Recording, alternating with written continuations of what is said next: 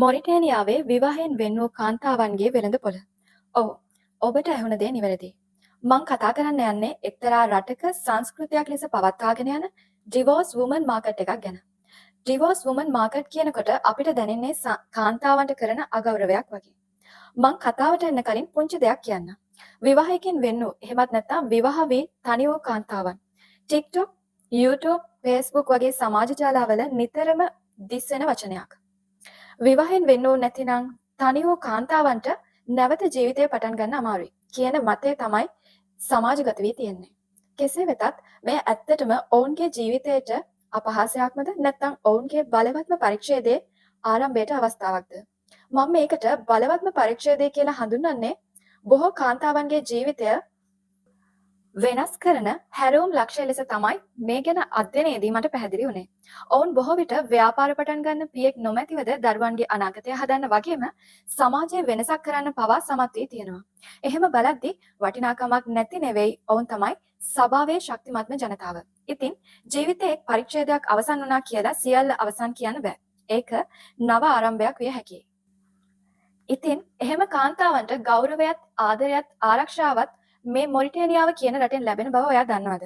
මොරිටේනියාව කියන්නේ බටහිර අප්‍රිකාවේ ඊටාම අමුතු සංස්කෘතියක් තියෙන රටක්. මෙහි විවාහ වෙන්න වූ කාන්තාවන් හට කිසිදු වෙනසක් සමාජයෙන් සිදු කරන්නේ නැහැ. ඔවුන් ඒ අය දෙස බලන්නේ අත්දැකීම් තියෙන තීරණ ගන්න දන්න විශ්වාසයෙන් පිරුණු කාන්තාවන් වශයෙන්. ඔවුන් කියන විදිහට විවාහයෙන් වෙන්න වූ කාන්තාවන් කියන්නේ අසාර්ථක වීමක් නෙවෙයි.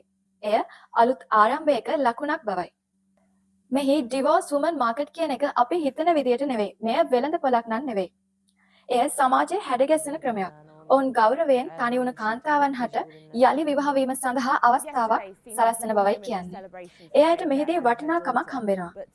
එනම් එතනට සහභාගී වෙන කාන්තාවන් ශක්තිමත් නිදහස් තමන්ගේ අතීතයෙන් ඉගෙනගත් අය වගේම දරුවන් පෝෂණයට මෙන්ම පවුල් කළමනාකරණයටද දන්නා අය ලෙසයි හඳුන්වන්නේ.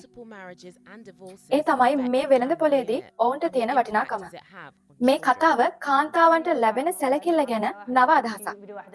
විවාහයෙන් පසු තනිවීම කියන්නේ ජීවිතයේ අසාර්ථක වීමක් නෙවෙයි. නව ආරම්භයක්. අපිට ලොව පුරා ඉගෙන ගන්න දේවල් රාශියක් තියෙනවා. විවාහය හෝ විවාහ වී වෙන්වීම කියන දෙකටම බෑ ඔබේ ජීවිතයේ වටිනාකම අඩු කරන්න එහෙමත් නැත්නම් වැඩි කරන්න.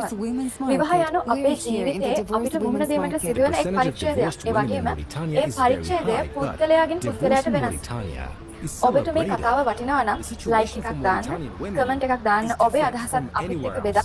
There are men more A willing වගේම to marry සබ්ස්ක්‍රයිබ් divorced කර women තවත් than වටින single. කතා අහන්න මාත් එක්ක එකතු Divorced වෙන්න. women in ඔබට Mauritania have a ජය. higher chance of marriage than others, but why?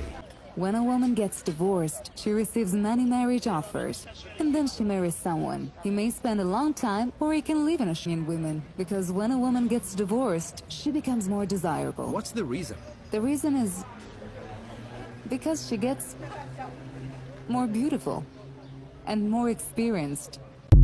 You work hard, you make money, you do it for yourself. That's not life. You go out, you seek for people who need your help, you make their lives better. You become that sponge which can absorb all the negativity, and you become that person who Can I show my love for you?